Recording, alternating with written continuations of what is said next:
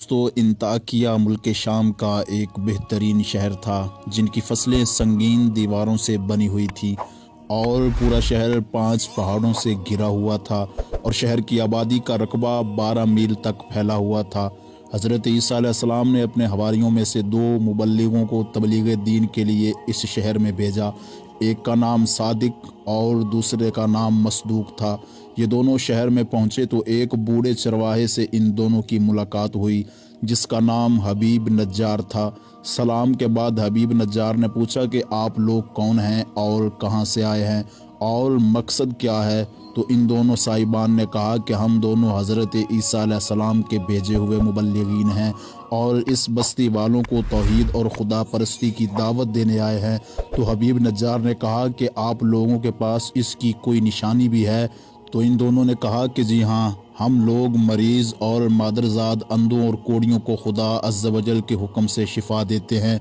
ये इन दोनों की करामत है और हज़रत ईसा अलैहिस्सलाम का मुअज्ज़ा था। ये सुनकर हबीब नज्जार ने कहा कि मेरा एक लड़का मुद्दतों से बीमार है, क्या आप लोग इसको तंदुरुस्त कर देंगे। इन दोनों ने कहा जी हाँ, इसको हमारे पास लाओ। चनाचा इन दोनों ने इस मरीज़ लड़के पर अपना हाथ फेर दिया और वो फ़ौरन ही तंदुरुस्त होकर खड़ा हो गया। यह खबर बिजली की तरह सारे शहर में फैल गई और बहुत से मरीज़ जमा हो गए और सब शफा याब भी हो गए। इस शहर का बादशाह इंतिखा नामी एक बुत परस्त था। वो इन दोनों की ज़बान से तौहीद की दावत सुनकर मारे गुस्से के आपे से बाहर हो गया और उसने दोनों मुबल्लिगों को गिरफ्तार करके 100 दुर्रे लगाकर जेल खाने में कैद कर दिया। इसके बाद हज़रत ईसा अलैहिस्सलाम ने अपने हवारियों के सरदार हज़रत शमऊन रदियल्लाहु अन्हु को इंताकिया भेजा। आप किसी तरह बादशाह के दरबार में पहुंच गए और बादशाह से कहा कि आपने हमारे 2 आदमियों को कोड़े लगाकर जेल खाने में कैद कर दिया है, कम से कम आप इन दोनों की पूरी बात तो सुन लेते।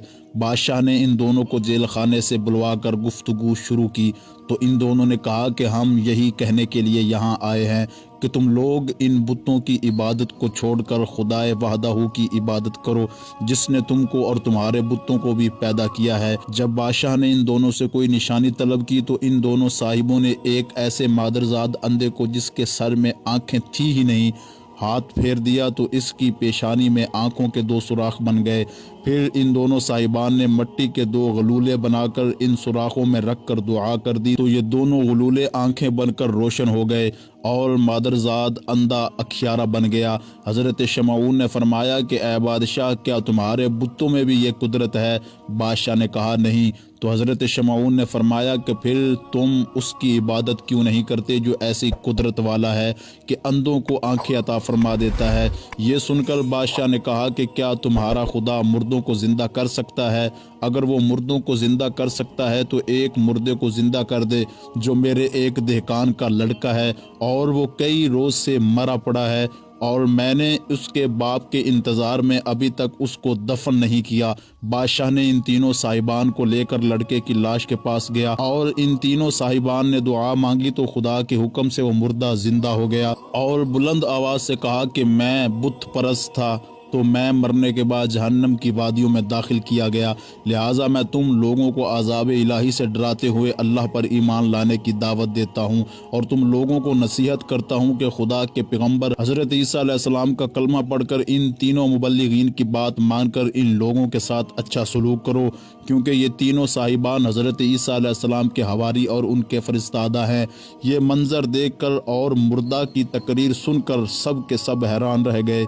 इतने में हबीब नज्जार भी दौड़ते हुए पहुंच गए और उन्होंने भी बादशाह और सारे शहर वालों को मुबल्लिगीन की तस्दीक के लिए पुरजोर तकरीर करके आमादा कर लिया।